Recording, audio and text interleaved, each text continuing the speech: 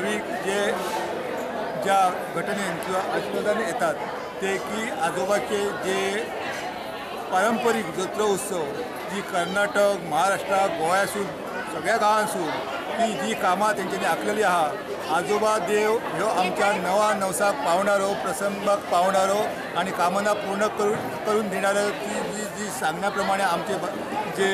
महाजन आहात त्यांची सेवा करतात त्याप्रमाणे ते जे त्यांची जे असेल भाविकांची जी मागणी असतात ती त्यांची मागणी करून त्यांचं सांगणा करतात त्याप्रमाणे त्यांच्या वर्सांचे वरास त्यांची जी कामां जी असत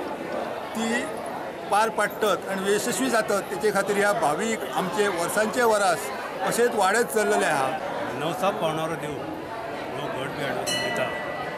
आनी कोणाच्या रुपान येता आनी पावता ही तेची एक वैशिश्य आसा खूब जाण सांगतात तुमकां कितें तरी येतो आजोबा कोणाच्या रुपान येता तेंच्याच फॅमिलीच्या आनी पावता